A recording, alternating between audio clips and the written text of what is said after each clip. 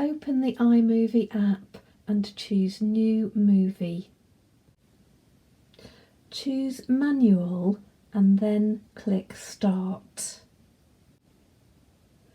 Move the iPad around so that you can see your start scene through the viewfinder.